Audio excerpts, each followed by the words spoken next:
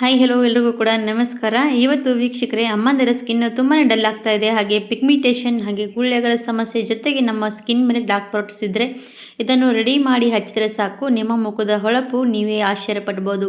ಹಾಗಾದರೆ ನಿಮ್ಮ ಮುಖ ಕೂಡ ಗಾಜಿನ ರೀತಿ ಫಳಫಳನೆ ಹೊಳೆಯುತ್ತೆ. ವೀಕ್ಷಕರೇ, ಖಂಡಿತವಾಗಿ ಇದನ್ನು ನೀವು ಒಂದು ಸರ್ತಿ ಆದರೂ ಕೂಡ ಟ್ರೈ ಮಾಡಲೇಬೇಕು. ಯಾಕಂದರೆ ಅಮ್ಮಂದಿರಿಗೆ ನ್ಯಾಚುರಲ್ ಆಗಿರುವಂಥ ಹೋಮ್ ಮೇಡ್ ಆಗಿರುವಂಥ ಈ ಮನೆ ಮದ್ದು ಯೂಸ್ ಮಾಡಿಬಿಡಿ, ಅವರ ಸ್ಕಿನ್ ಗ್ಲೋ ಮಾಡ್ಕೊಂಡ್ಬಿಡಿ. ಹಾಗಾದರೆ ಮಾಡುವಂಥ ಫೇಸ್ ಪ್ಯಾಕ್ ವಿಡಿಯೋ ನೋಡ್ಕೊಂಡ್ಬಿಡಿ. ನೀವು ಕೂಡ ವಿಡಿಯೋ ನೋಡಿಕೊಂಡು ಖಂಡಿತವಾಗಿ ಟ್ರೈ ಮಾಡ್ಬೋದು.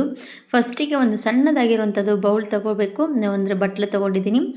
ಅದರಲ್ಲಿ ನಾನು ಇವಾಗ ಹಾಕ್ತಾ ಇರೋವಂಥದ್ದು ಕಡಲೆ ಹಿಟ್ಟು. ವೀಕ್ಷಕರೇ, ನಮ್ಮ ಸ್ಕಿನ್ನನ್ನು ಹೊಳಪು ಮತ್ತು ನಮ್ಮ ಸ್ಕಿನ್ ಮೇಲೆ ಇರುವಂಥ ಪಿಗ್ಮಿಟೇಷನ್, ನಮ್ಮ ಸ್ಕಿನ್ನನ್ನು ಡಲ್ ಆಗಿರುವಂಥ ಸಮಸ್ಯೆ ಇದ್ದರೂ ಕೂಡ ಇದನ್ನು ಸ್ಕಿನ್ನನ್ನು ಕ್ಲೀನ್ ಮಾಡುತ್ತೆ ಸ್ನೇಹಿತರೆ. ಹಾಗಾದರೆ ನಾನು ಇವಾಗ ಕಡಲೆ ಹಿಟ್ಟು 1 ಸ್ಪೂನಷ್ಟು ತೊಗೊಂಡಿದ್ದೀನಿ. ನಮ್ಮ ಸ್ಕಿನ್ನು ಇವಾಗ ಏಜ್ ಆಗ್ತಾ ಆಗ್ತಾ ಸ್ಕಿನ್ ಕೂಡ ಡಲ್ ಆಗ್ತಾ ಆಗ್ತಾ ಸ್ಕಿನ್ ಇಳಿ ಬೀಳ್ತಾ ಹೋಗುತ್ತೆ. ಆ ಸ್ಕಿನ್ನನ್ನು ಕೂಡ ಟೈಟ್ ಮಾಡುತ್ತೆ ಸ್ನೇಹಿತರೆ. ಅದಕ್ಕೋಸ್ಕರ ನಾನು 1 ಸ್ಪೂನಷ್ಟು ಕಡಲೆ ಹಿಟ್ಟಿಗೆ ಇವಾಗ ಒಂದು ಅರ್ಧ ಚಮಚದಷ್ಟು ಅರಿಶಿಣದ ಪುಡಿ ಹಾಕಿದ್ದೀನಿ. ಅರಿಶಿಣದ ಪುಡಿ ನಮ್ಮ ಸ್ಕಿನ್ ಮೇಲಿರುವಂಥ ಗುಳ್ಳೆಗಳ ಸಮಸ್ಯೆ, ಡಾರ್ಕ್ ಸ್ಪಾಟ್ಸ್ ಇವೆಲ್ಲನೂ ಕೂಡ ರಿಮೂವ್ ಮಾಡುತ್ತೆ. ಆಮೇಲೆ ಸ್ನೇಹಿತರೆ, ನಾನು ಅದಕ್ಕೆ ಹನಿ ಹಾಕ್ತಾಯಿದ್ದೀನಿ.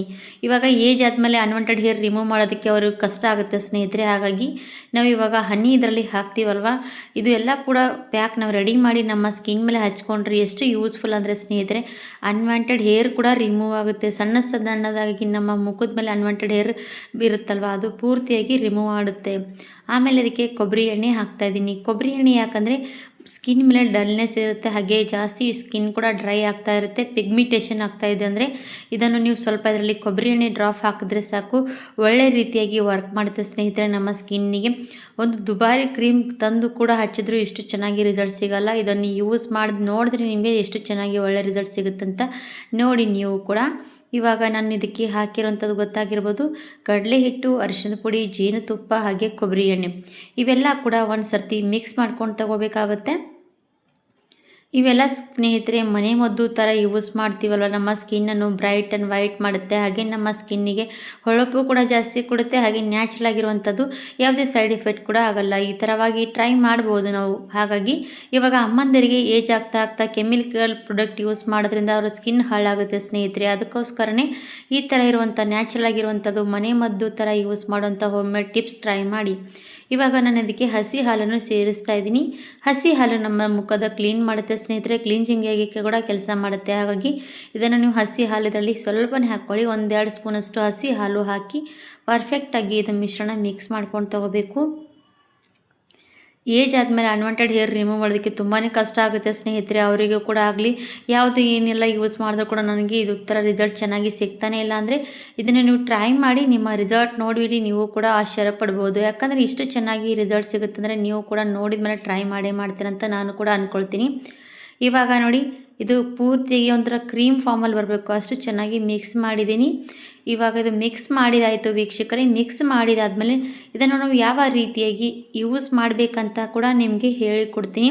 ಅದೇ ರೀತಿಯಾಗಿ ನೀವು ಅದೇ ಮೆಥಡ್ನಲ್ಲಿ ಯೂಸ್ ಮಾಡಿದ್ರೆ ನಿಮ್ಮ ಸ್ಕಿನ್ ಮೇಲೆ ಇರುವಂಥ ಅನ್ವಾಂಟೆಡ್ ಹೇರು, ನಿಮ್ಮ ಸ್ಕಿನ್ ಮೇಲೆ ಪಿಗ್ಮಿಟೇಷನ್, ನಿಮ್ಮ ಸ್ಕಿನ್ ಡಲ್ನೆಸ್ ಎಲ್ಲ ಕೂಡ ಕಡಿಮೆ ಆಗುತ್ತೆ.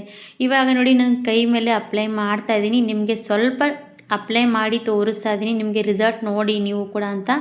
ಇವಾಗ ನೋಡಿ, ನಾನು ಈ ಥರ ಕೈ ಮೇಲೆ ಅಪ್ಲೈ ಮಾಡ್ತಾಯಿದ್ದೀನಿ. ಸೇಮ್ ನಿಮಗೆ ಎಲ್ಲೆಲ್ಲಿ ಅನ್ವಾಂಟೆಡ್ ಹೇರ್ ಜಾಸ್ತಿ ಇದೆ ಅಂತ ಅಂದವರು ಕೂಡ ಇದನ್ನು ಯೂಸ್ ಮಾಡ್ತಾ ಹೋದರೆ ನಿಮ್ಮ ಅನ್ವಾಂಟೆಡ್ ಹೇರ್ ಮತ್ತೊಂದು ಸರ್ತಿ ಬರದೇ ರೀತಿ ಕೂಡ ಕೇರ್ ಮಾಡ್ತಾ ಹೋಗ್ಬೋದು. ಮತ್ತು ನ್ಯಾಚುರಲಾಗಿ ಅನ್ವಾಂಟೆಡ್ ಹೇರ್ ರಿಮೂವ್ ಮಾಡೋದಕ್ಕೆ ಒಳ್ಳೆ ಪ್ಯಾಕ್ ಅನ್ಬೋದು. ಇವಾಗ ನೋಡಿ, ನಾನು ಇಷ್ಟು ಭಾಗದಲ್ಲಿ ಹಚ್ಚಿದ್ದೀನಿ.